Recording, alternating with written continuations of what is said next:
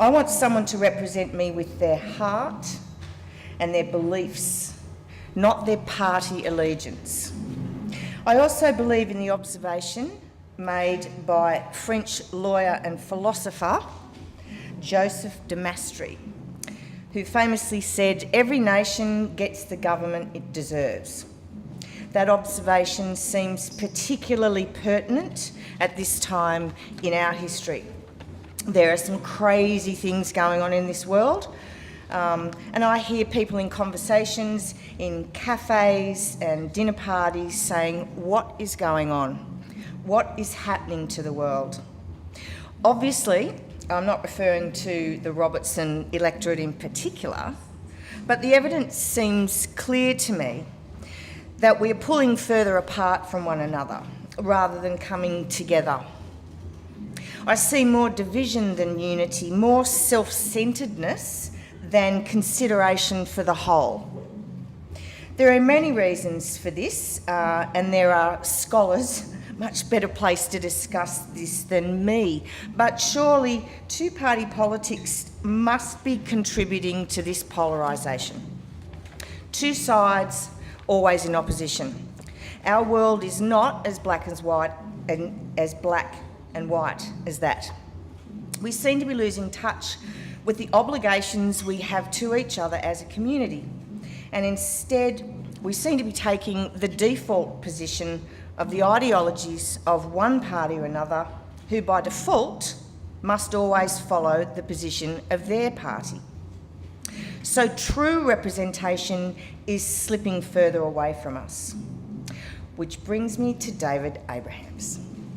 David is the embodiment of community obligation. He believes in it, he preaches it, he practices it. He always has, he always will, it's in his DNA. He has spent his entire life believing in people, believing in the power of people as a collective. He operates by listening, consulting, encouraging, advocating, and creating opportunity. He is and continues to be a community advocate on every level. David's been the president of the local PNC. He was the founder and chair of Youth Connections. He was the chair of the Central Coast Board of Regional Development of Australia, the founding director of New South Wales Telecommunications Authority, the executive of the Performing Arts Precinct, and on and on and on. David's website has much more detail about his achievements than I have time to list this afternoon. The point is, David is involved. And he's done all this while running innovative and successful start-up businesses and serving as an active club member of Kilcare Surf Life Saving Club. David has always been involved from club to hub. Like that? He feeds and forms his point of view from every perspective. David is a fair man, he's balanced. And he has a particularly independent and visionary way of forming his views about governance and policy. David brings a world view to his policy platform. His family connections and university education in Norway and his annual trips abroad enable him to observe and analyse and learn about the innovative governance policies and solutions being adopted in other parts of the world. It enables David to think outside of the box. David pays for these trips with his own family's money. He doesn't go on party-paid overseas junkets. Which brings me to my last point. I think it is very sad that it has become so commonplace to speak with such derision about politicians. We hear people say, in the best Australian vernacular, bloody politics, bloody politicians. It shouldn't be that way. Notwithstanding proper scrutiny and transparency, we shouldn't feel suspicious or compromised. We shouldn't be questioning the motives or integrity of our elected representatives.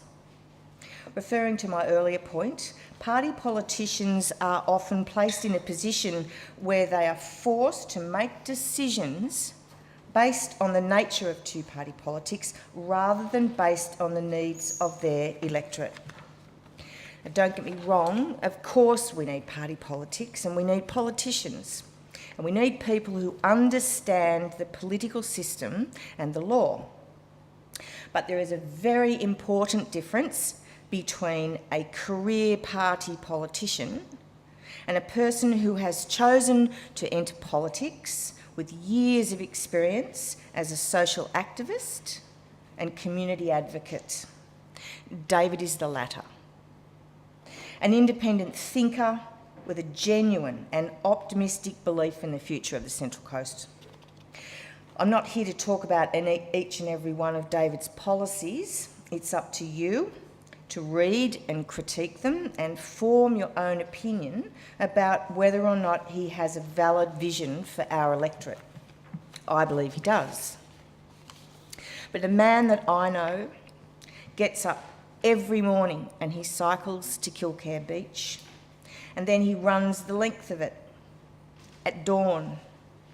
He does this to stay fit, obviously, but more importantly, he does it to watch the sunrise on each and every new day.